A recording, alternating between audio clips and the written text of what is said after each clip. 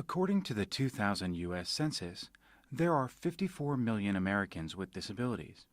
While 15% of these people were born with a disability, 1 in 6 Americans will become disabled at some point in his or her life. The need for assistive technology is evidenced by thousands of people with disabilities in our region.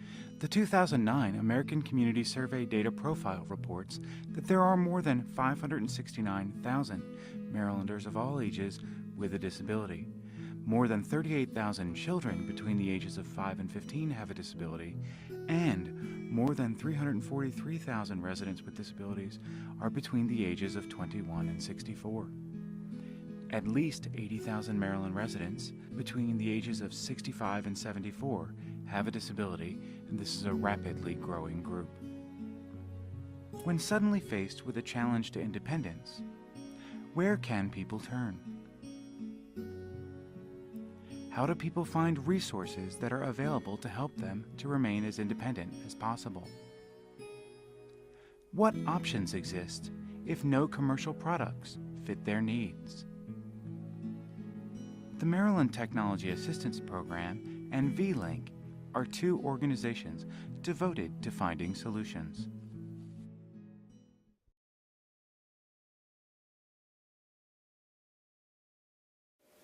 My name is Rodney Starks. I'm an office clerk. I'm employed by the Maryland State Department of Education. I work in Baltimore, Maryland at the Workforce and Technology Center located 2301 Argonne Drive. On December the 24th, 2000, Christmas Eve on a Sunday morning, I was coming out of church and I suffered a massive stroke. I was taken directly to the hospital. I spent 31 days in intensive care. They didn't think I was going to live. They said I would never walk or talk. But as you can see, I'm a miracle and I'm here. In 2005, Rodney applied to the Assistive Technology Loan Program, a financing component of the Maryland Technology Assistance Program, to finance an adapted vehicle. I decided, hey, this is not it for me. I can do something else. I didn't let it get me down. I kept striving. I went back to work after being home for 6 years on disability. I had to have 24-hour care. I really couldn't do anything on my own. I couldn't feed myself. I couldn't clothe myself. But all of that came back through therapy. And they continuously work with me. And now I can do almost everything myself except cook. After a car accident in 2010, Rodney applied to the loan program again and was able to finance a second vehicle, ensuring his ability to maintain his job. The 18 program has made such a marvelous difference in my life. I am so happy with this program. It enables me to get to work every day, and it really makes life a lot simpler. Not only do I go to work with them, I'm in ministry, so it allows me to have functions for church and to participate in a lot of things that I wouldn't be able to if I had to depend on public transportation. Also, I take my mom to work, so it's really great for our household. This has impacted the whole family.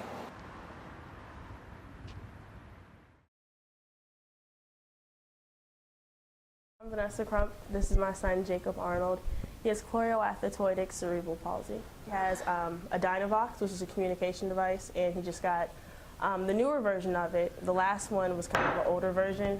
He specifically uses sign language right now, but with the communication device, for those who do not know sign language, he's able to convey and they're able to understand. His disability has affected his life in numerous ways.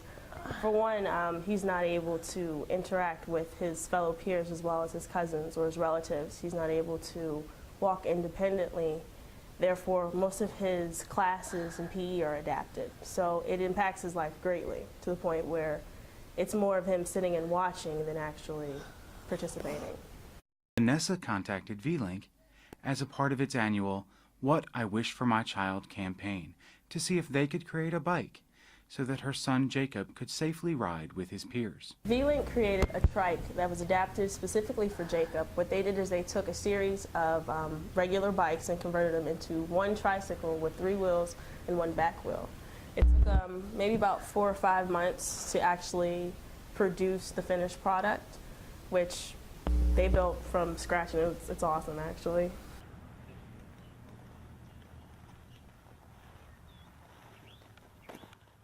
Jacob will not get off the bike. He loves it. He does. He enjoys it now. He's able to ride around, and he doesn't feel any much different than anybody else.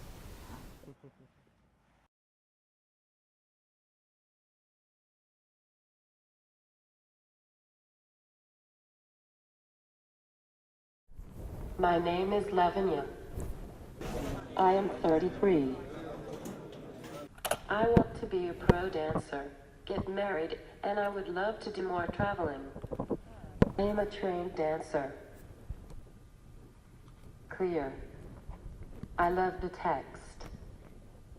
Clear. I write for a newsletter. I am writing a book. Clear. I love to read Harry Potter. I have to be careful of how bright, loud, and how busy a room is before I can even go in. Most people don't know sign language, so having the speech output and the visual display makes it easier for me to be understood. I can even make my device speak other languages. What helps me is that I type 50 WPM with one hand.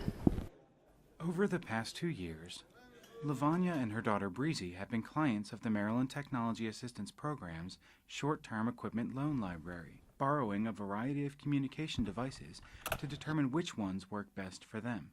Bree is 7 and autistic like me. She is very cuddly and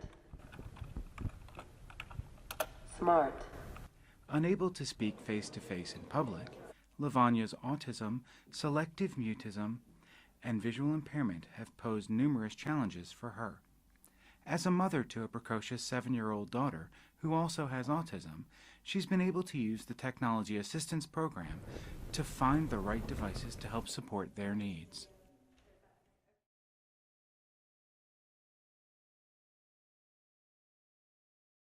My name is Nicole Stone. I have cerebral palsy. I'm 43, and I have a mother of 2 children. My cerebral palsy affects the lower extremities, and it's basically not confined me to a wheelchair, but I use the wheelchair to get around. I'm a stay-at-home mom. My social life is it's okay, but it could be better. I actually haven't worked since 1989, and that's partly due to issues related to transportation and disabilities, and I actually suffer from depression, so that's a... Over the years, V-Link has created many modifications for Nicole to assist her as she parents her child. One such modification is a crib that opens on the side to allow her to reach her daughter while in a wheelchair. She also has an attachment to connect a stroller to her wheelchair and modified crafting supplies for sewing, embroidery, and cord making. Now it's called V-Link, but it was called VME. I've been with them since 1994. They did do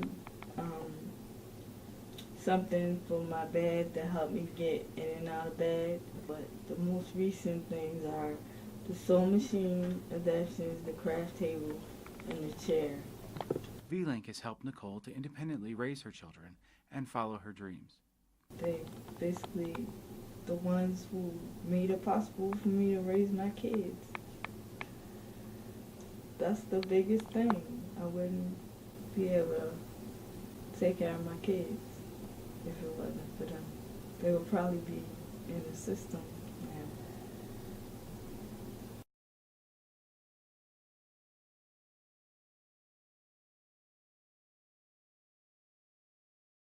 So my name is Andrew Schultz. I graduated from Georgia Tech in 2009.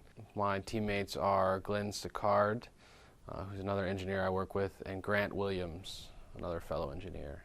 Our particular client was a girl with Aicardi syndrome, which is a malformation of the brain that causes seizures, and we were looking for a way where we could predict the onset of those seizures while she was asleep, because it was the only time she was unable or unsupervised, and so they weren't treated. And so she could have a number of seizures while she was asleep, and her parents would never know, and they would never be treated. So we're looking for a way to predict those and then provide a way to wake up her parents so that they could treat her and then hopefully increase her brain development. Luckily, with Aicardi syndrome, the seizures are accompanied with an increase in temperature and heart rate, which allows them to be kind of predicted. So using a temperature sensor and a heart rate monitor, we were able to see elevations in these two biometrics, and then if they reach some threshold during the night, send an alarm signal, and which made a lot of noise and a lot of racket, that woke her parents up, in which time they would come in and then help treat the seizure during the night.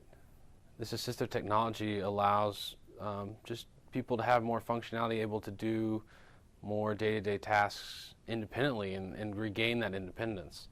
And in Erin's case, because these seizures were now treated, she made great leaps in her brain development. So she could start learning more.